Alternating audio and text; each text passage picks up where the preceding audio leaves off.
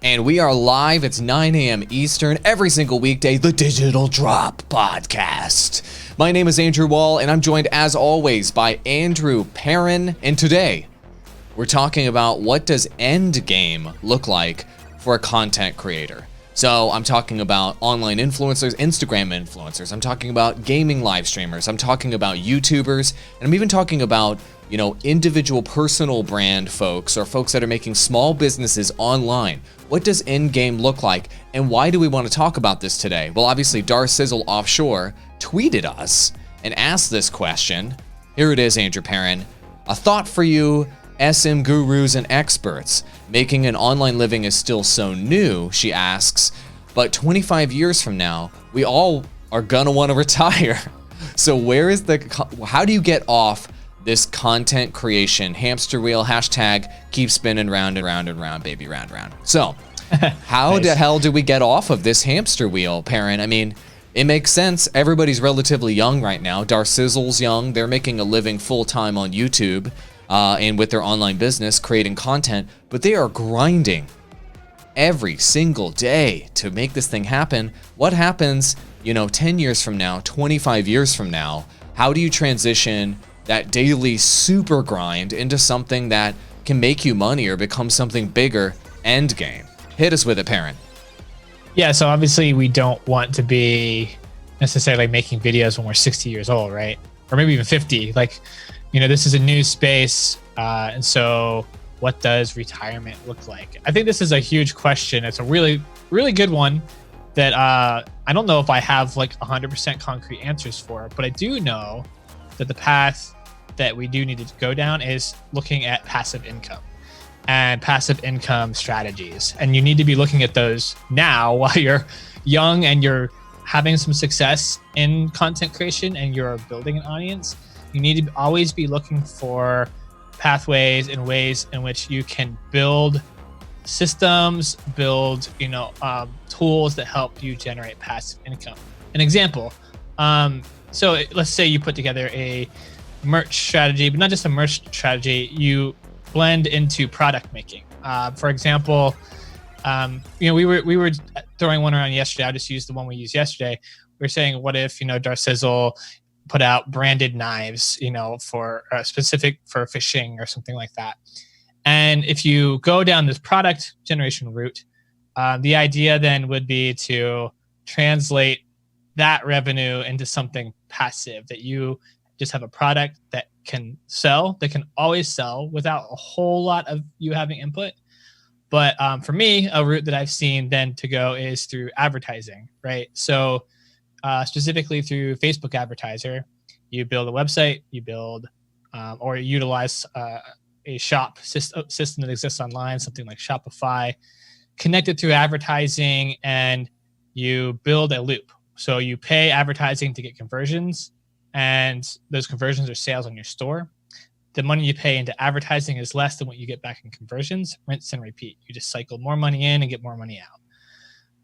That's a goal for many Facebook marketers to hit that point. It's not easy to do, but that's one pathway of passive income. Now, this assumes that product is going to be enticing for a long period of time, and assumes a lot of other criteria as well. There are other ways to do passive income. I think the idea right now is figuring out what those are. And so, right. I know that you have some ideas, the advertising thing is one, the merch idea is one. Outside of passive income, the other big factor for me would be financial skills. So being really smart with your finances and building and saving for your own retirement. So getting your own 401k and contributing a lot to it. You don't have an employer to match, so it's going to be all you. Doing Roth IRAs, being smart about how you utilize your money that you have now, and starting really early with that process and ramping up your knowledge of that really, really early, because you don't have anybody helping you with that. It's all on you to do that. So that type of thing is going to help a lot.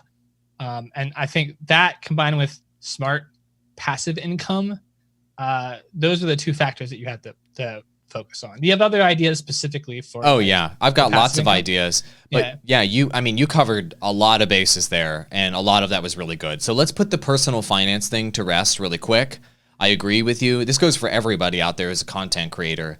No matter what happens with this whole social media thing, this online video thing, this live streaming thing, whatever it may be, whatever your hustle is, doing the basics from a personal finance standpoint makes sense. And that includes, like Perrin said, contributing at least a significant amount of money, at the very least the minimum amount for your Roth IRA, that's tax deferred, into the stock market. No matter what happens there, you get a benefit by doing that, right? Also doing good things like having a 6-month emergency fund makes sense.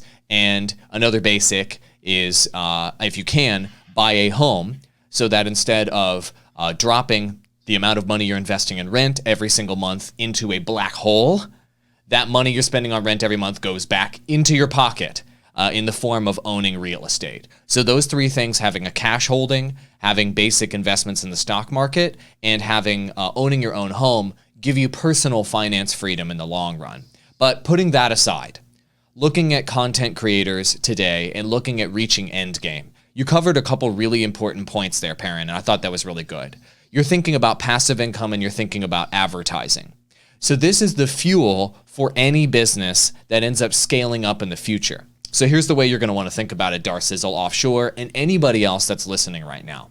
You're building your personal brand, whether that's, your gaming brand, whether that, I'm taking the glasses off for this because we're going to have some real talk here. Whether that's your gaming brand, whether that's your own, your actual name brand, or whether that's your small business brand. And you want to make your primary brand that you're making on the internet premium, your personal brand. That is going to be your foundation that you're going to use to launch different brands from that don't have anything to do with your likeness, most likely. So in the case of Darcizzle Offshore, which their brand is very oriented around Darcy as a angler, what you're going to want to do is consider making sub-brands that are totally different than Darcizzle, but they're brands that Darcizzle is going to use and push their audience toward. So an example that I want to give all of you guys to inspire your thinking, Darcizzle could think about a physical product that Darcizzle wants to sell. And I'm not talking about merch here. Merch is today game. We're talking about end game here. So Darcizzle is a fishing channel, right? So Darcizzle can start shopping around and think, you know what? I think there's an opening in the market in fishing for knives. There's no good knives out there for some reason. I don't know if that's true, right? I'm just making up an example. So Darcizzle could start shopping for knife manufacturers that could make a great fishing knife and could shop 3 different manufacturers and go meet with the people that run these different manufacturing plants. Darcizzle can go find one that makes a super high quality knife, and then Darcizzle could go cut a deal with that manufacturer and say, I want to do a white label deal with you. And what that means is you basically can license those knives under Darcizzle's new brand. And we'll make up a new brand for Darcizzle, and that's going to be Saltwater Knives.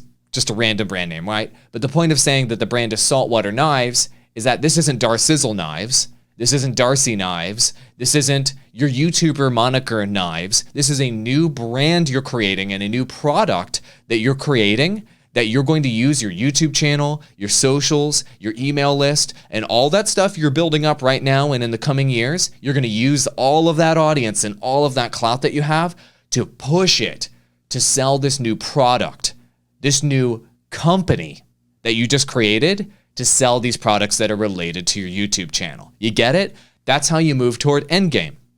And then what Perrin just spoke about a moment ago is the fuel to drive such an endgame business. You have to have a customer acquisition strategy, aka something like advertising, that you can just put $1 in to that advertising, and then on the other side, you get $2 out in terms of sales, for example. And if you can create such an engine, Perrin, I'll let you cut in here and talk about this. If you can create such an engine where you can put $1 in Facebook ads as an example, and then on the other side, $2 in profit from selling saltwater knives comes out the other side, boom, end game. You now have a knives business that's now making money like magic. Yeah, so we say that specific kind of advertising goal is something that a lot of Facebook advertisers are going towards, and it's not necessarily easy to do. So that, and you're only as good as your product has longevity, right? So if your product gets beaten out by competitors or someone else comes into the market and pushes you out, right? It's only going to be good for so long. So there's definitely lots of areas where that kind of end game, you're going to run into stuff where you're going to have to do things. But I think kind of no matter how you wrap your head around it, when you get to retirement and this type of work from home thing, there are going to be things that you still are going to have to do sometimes. It's just a matter of what are those tasks that you want to do and how can you minimize those to just be like upkeep things, right? How can you make it as passive income as possible? This is where we need, I think, a lot more thinking outside the box in the creator space, is how do you do passive income? I do know that there's other brands and there's other creators out there looking at ways to do this. I can name one off the top of my head because I've worked with them, but Peter Hollins does this a lot as a YouTube creator. I mean, he's gotten a lot of success. He's got millions of subscribers on YouTube, but he built a sub brand to create educational products for creators. So he's kind of still staying in the creator space, but off branding and beginning to look at how do you have that longevity? I'm going to actually start selling products. Going into the product space seems to be one tried and true way of doing it. I have a hard time really thinking of other ways in which you can do it. I do know you can do, and this has variable degrees of working, but Amazon shops and picking up products on Amazon shops and then doing a similar advertising strategy is one way to do it, but it's lot more difficult. Yeah, that's been kind of mined out over the years, and it is becoming more difficult to run advertising for Amazon. That's one of those things where it's been done so much that like you're going into a space that's kind of like competitive, and the chances of you getting that ad rate to work right are just not very high. So that's something that like I've heard of in the past, but by the time you're looking at it for your retirement, I don't think it's going to be a thing. The other thing is like look out on the horizon for new ways of this coming down over the next 10 to 20 years. Like the new sites that are developing, the new products, the new ways we can build products online, the new ways we can sell products online. Those are all going to be really important and also important for endgame for you. So all of you guys, all of you creators out there, be thinking about how you can do a passive income intelligently. And I know in like past casts, we were talking about, you don't need to reinvent the wheel, just copy what somebody else has done. You know, that's for your video, for your content. This is an area where we actually kind of like need to be reinventing the wheel a little bit. So if you want to stretch your creative muscles and you really like the idea of trying to be really, really unique, this is something where we do need more unique thinking. How can we actually tackle smart income for creators in a way that you can actually have a retirement without having to come back to it? I don't think that people need to reinvent the wheel at all. So I'd like to frame that. So within the creator space, yes, not a lot of people are doing this. But basically what we're telling creators is you have jumped early on board with social media, with YouTube, with all of these different platforms, and you're ahead of the curve. And you've acquired audience, most of you for free, without having to pay any money. Now you've got audience. So now you don't actually have to reinvent the wheel, in my opinion. You have to now do what normal businesses do, which is create a product or create a service and make a business and sell that product or service. And then once the product or service and that company is off the ground, you can sell it to someone and make a bunch of money.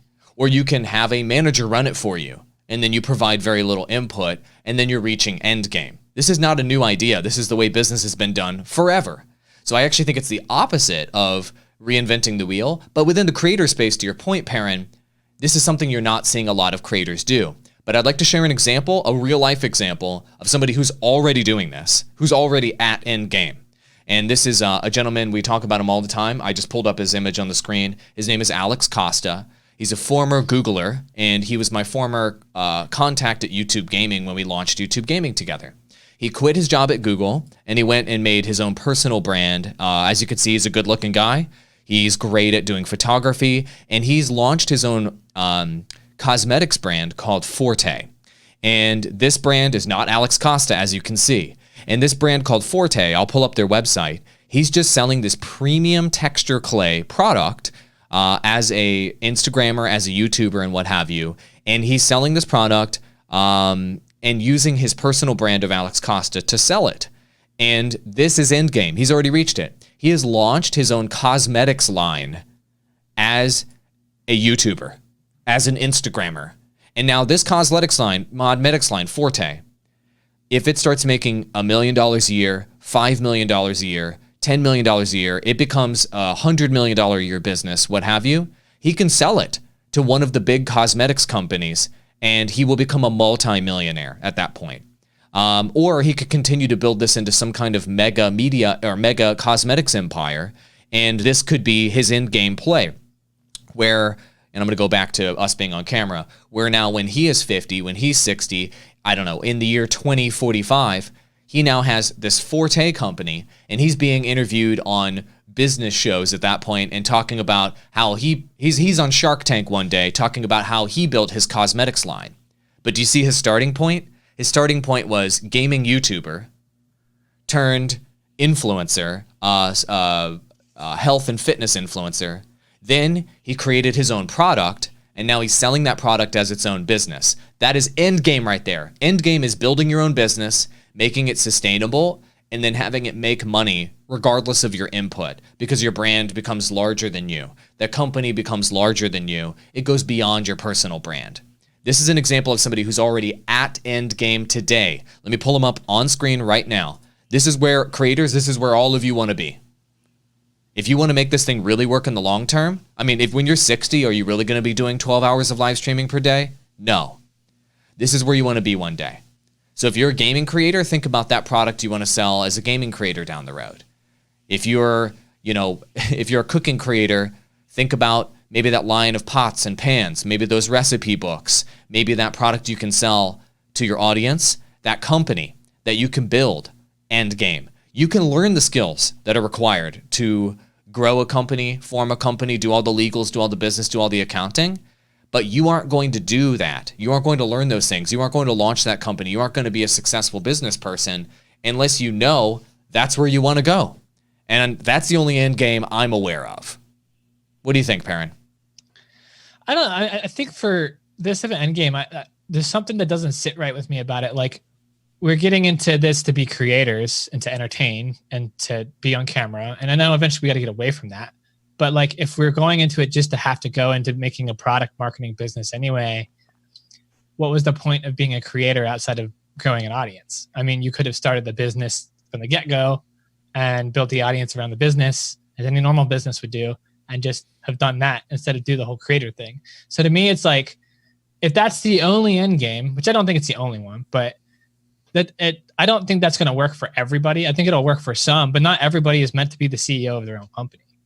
Okay, that's a fair point, Perrin. This is why we have more than just me yelling at the camera on the show. Yeah. So you don't want to be a stuffy CEO. You want to be doing something new and creative, right? Yeah, I think about myself. Yeah, you get into this more because you're on the artistic side and less on the business side, and you have to definitely acquire a lot of business skills. But as creators, I definitely think it's a more artistic, creative route, and it leans more that way. So for the transition to so highly into business executive roles I definitely think it's the route for some people, but definitely not for everybody, which is why I was saying this is going to be something that you guys are going to have to discover kind of for yourselves. What does your own personal end game look like?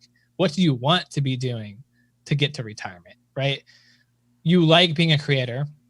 Let's say you like being a gaming creator. This is a good example, because are you totally going to get out of doing video games and being a creator and do something like, are you going to actually be able to do that? And like in a good, successful way? And do you want to do that? Like, don't you want to play video games for the rest of your life? Yeah.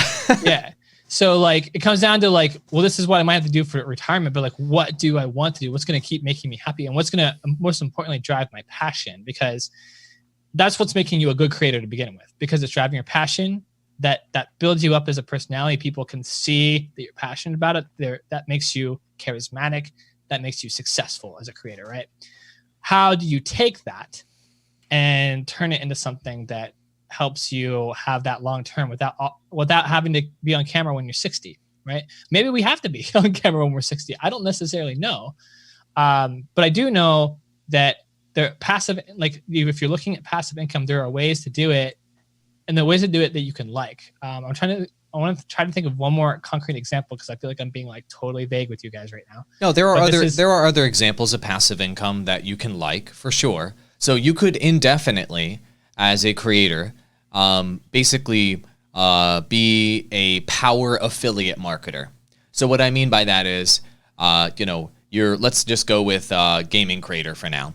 As a gaming live streamer, you have a solid sized audience, and as new games, as new products, as new technologies, and as new platforms come out, you're going to have companies contacting you nonstop to ask you to be involved with their companies. And they're going to want you to rep their brands. So here's an end game idea for all of you. This is gamers or non-gamers, right? If you have influence on the internet, new startup companies and innovative companies are going to want your audience for their platform and for their product, right? So when they approach you and they say something like, look, we'd like to do a sponsored campaign and we'd like to pay you $2,000, $10,000, whatever, to do a video or a series of videos about our product or our services, right? So what you could be thinking about in game is, well, you know what? Maybe I want to take this to the next level. Maybe I don't just want to be a paid influencer that gets $10,000 off of this. Maybe you say something like, I'll do it for free. And they'll be like, huh? And you say, I'll do it for free, but I want a piece of the company. Give me 1% of the company and I'll do it for free. Seriously, this happens all the time, by the way.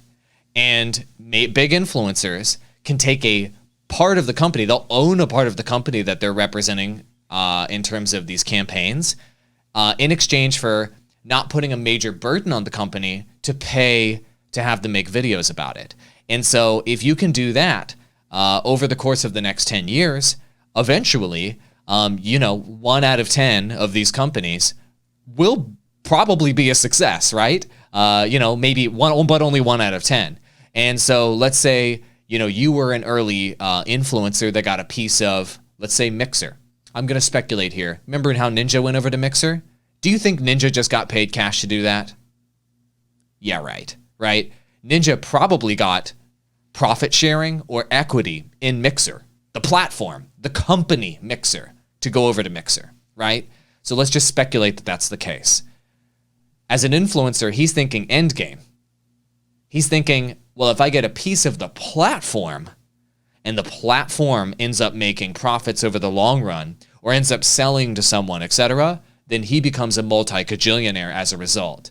So getting a piece of a company or profit sharing from a company is definitely a route that you can go, because a lot of startups or a lot of hungry companies are cash poor, but they're equity rich. And so they can give you equity to save cash. So that's one end game concept you can think about that doesn't require you to be the CEO. It doesn't require you to be the entrepreneur. It just requires you to just keep being an influencer, but you get the benefits of being an entrepreneur because you get to own a piece of a company. You get it? Yeah, so it's kind of like as you're going through this creator journey, the opportunities that come your way, be thinking about how you can utilize those opportunities long term. And that includes the connections with people that you're making and the relationships, your business relationships that you develop over time. Be looking for ways to turn those into something long term for you, something that is going to, even if it's like sacrificing the money right now, like you're saying, hey, well, like don't take that 10K deal right up front like that. Design it in a way that it's going to pay off farther down the road. Because over the grand scheme of thing here, if we're talking end game and you're a creator now and you're planning to do this for 10, 20, 30 years, you're going to have a lot of opportunities. You're going to have so many opportunities that you're going to have to turn some down, right? And the hard part of your job will be making the choice on which ones you take and which ones you don't, which, by the way, is a great position to be in. So those choices are going to be important. They're going to be the most important things, I think, for your end game. But I'll say that those will be big. There's also question marks. I think there's ideas out there that we haven't found yet. And I want you guys to be thinking about passive income. I want you to think about how it can work for you, what you would like it to look like, how you would want it to work, what fits your personal passion? And let us know what those are. When you find those, I am super curious of what you guys figure out. And so if you have a great idea or want to share with us something that you think will work for you, or want to know, or want to ask us if you think it'll work, let us know. Shoot a quick video on your phone, tag at Digital Drop Pod, and we will feature it on here on the show. I think before we go here, AWOL, we have one question in Periscope chat here. Let me check. So Squad Trek, asked us, by the way, what do you consider a solid audience for streamer, AWOL and Perrin? A solid audience for streamer? So it depends. I think he means average concurrent viewership. I would say so, yeah. Yeah, it depends drastically on the platform. Expectations for platforms such as like Mixer are the lowest, because Mixer has the lowest amount of viewership. And then Facebook Gaming is a little bit above that. And then YouTube's a little bit above that. And then Twitch is a bit above that. So if you want to, like, if you just want me to throw numbers out there, I think that it is a significant accomplishment to have 100 average concurrent viewers watching you every time you live stream. You are ahead of the vast majority of streamers. Like, 95 out of 100 streamers will never do that. So as soon as you hit 100 concurrents, that's a huge milestone, in my opinion. And then the next milestone after that, in my opinion, is getting 500. I think that's another major milestone. And once you hit 500 concurrents per live stream, and you're in that 500 to 1,000 concurrent viewers per live stream, you are now a mid-tier streamer. So if you hit 100, you're a small streamer. 500 to 1,000, you're a mid-tier streamer. And then anything above 1,000, you're a large streamer. I think that's generally the way that it's kind of thought about and talked about. Anything below 100, and you're not even a small streamer, you're just kind of a startup channel that's trying to make something happen. So that's kind of the way I view it. Those are all vanity metrics. At the end of the day, a live streamer can have 100 viewers and make more money live streaming than somebody who has 1,000. Right? It just depends on how big your audience is. I'm looking at somebody like Game Attack as an example I brought up in the past. They only have 150, 200 people watch them every night, and Game Attack makes more money than people that have 5,000. So it all depends on your audience, how much they love you, how much they're willing to donate, how interested sponsors are in you, and how much you have diversified your business in order to capitalize on the audience that you do have. Does that make sense? Mixer, Facebook Gaming, YouTube, Twitch, expectations are going to be very different depending on those platforms, because total audience size is very different. At the bottom end of the scale, Mixer only has 39,000 people watching it on average at any point. That's like nothing. At the very top of the scale, Twitch has I think it's 1.3 million on average at any given point. So you see that giant gap in viewership between the lowest end of the spectrum and the highest end of the spectrum, right? So it's all relative, right? Being a huge streamer on Mixer is very different than being a huge streamer on Twitch by a magnitude of 10, 20x, right? So I hope that answers your questions, Squad Trek. And I gotta go. I have a meeting that started 3 minutes ago, okay. So I have to go. So thank you so much for listening, everybody, to the Digital Drop Live. And we'll see you on tomorrow's broadcast. Happens every day, weekdays at 9 a.m. Eastern time. And tweet us your questions, like Perrin said. If you send us a video of you asking your question, pretty much 100% chance you're going to be on the show as long as you ask a somewhat decent question. You can also tweet your questions at us at Digital Drop Pod. We really like answering your actual questions rather than having to divine topics out of nowhere and just talk about whatever. So we want to actually help you. That's the point of the show. Perrin, any closing thoughts? That's it. That was a great episode. I would love to hit this topic more in the future. I'm really looking forward to seeing what you guys say about it. So I hope to see your questions and your replies. Have a great day. On the Twitter, exactly. Have a great day, everybody, and keep hustling. And think about that 10, 15, 25-year timeline, guys. You're going to be alive then, maybe, unless COVID 20 and 21 wipe us all out. So you're going to be alive. So you need to start thinking about where you want to be, or you'll never get there. Adios.